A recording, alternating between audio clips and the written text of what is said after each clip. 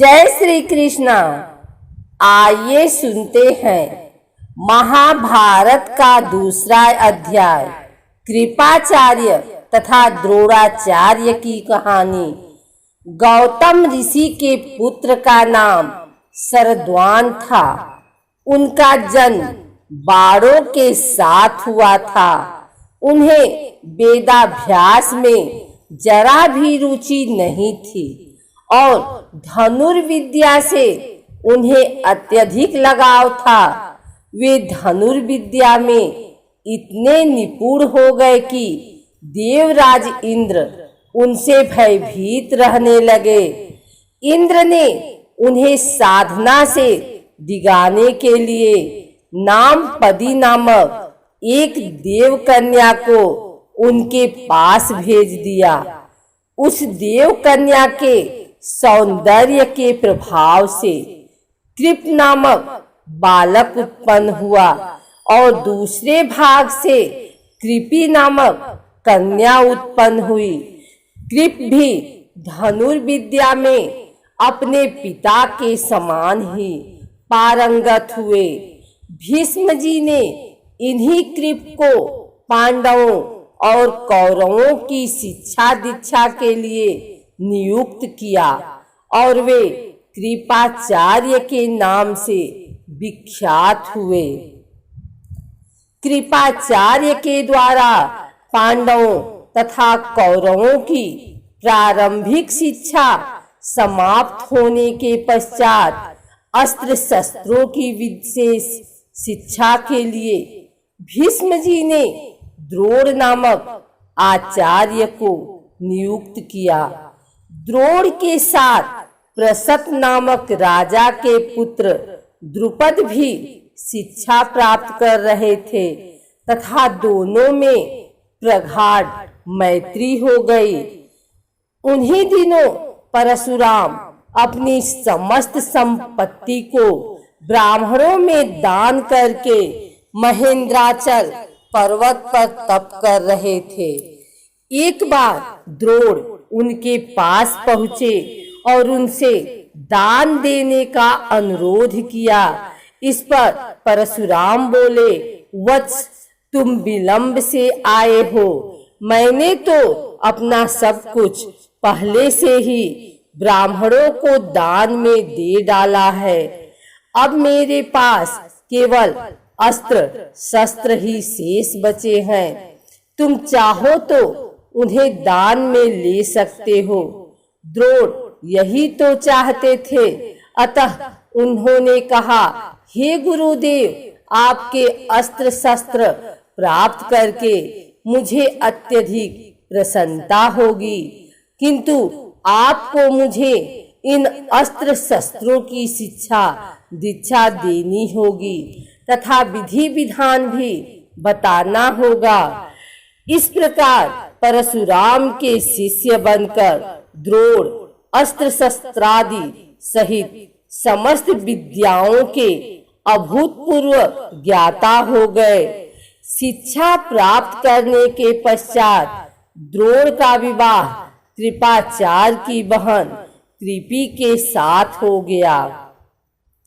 कृपी से उनका एक पुत्र हुआ। उनके उस पुत्र के मुख से जन्म के समय अश्व की ध्वनि निकली, इसलिए उसका नाम अश्वत्थामा रखा गया। किसी प्रकार का राजाश्रय प्राप्त न होने के कारण द्रोण अपनी पत्नी कृपी तथा पुत्र अश्वत्थामा के साथ निर्धनता के साथ रह रहे थे। एक दिन उनका पुत्र अश्वत्थामा दूध पीने के लिए मचल उठा, किंतु अपनी निर्धनता के कारण द्रोण पुत्र के लिए गाय के दूध की व्यवस्था न कर सके। अकस्मात उन्हें अपने बाल्यकाल के मित्र राजा द्रुपद का स्मरण हो आया, जो कि पांचाल देश के नरेश बन चुके थे। द्रोण ने द्रुपद के पास जाकर कहा, मित्र, मैं तुम्हारा सहपाठी रह चुका हूँ। मुझे दूध के लिए एक गाय की आवश्यकता है और तुमसे सहायता प्राप्त करने की अभिलाषा लेकर मैं तुम्हारे पास आया हूँ। इस पर द्रुपद अपनी पुरानी मित्रता को भूलकर तथा स्वयं के नरेश होने के अहंकार के बस में आकर द्रोण पर बिगड़ उठे और कहा, तुम्हें मुझको अपना मित्र बताते हुए लज्जा नहीं आती? मित्रता केवल समान वर्ग के लोगों में होती है, तुम जैसे निर्धन और मुझ जैसे राजा में नहीं। अपमानित होकर द्रोण वहां से लौट आए और कृपाचार्य के घर गुप्त रूप से रहने लगे। एक दिन युधिष्ठिर आदि राजकुमार जब गेंद खेल रहे थे तो उनकी गेंद एक कुएं में जा गिरी। उधर से गुजरते हुए द्रोण से राजकुमारों ने गेंद को कुएं से निकालने के लिए सहायता मांगी।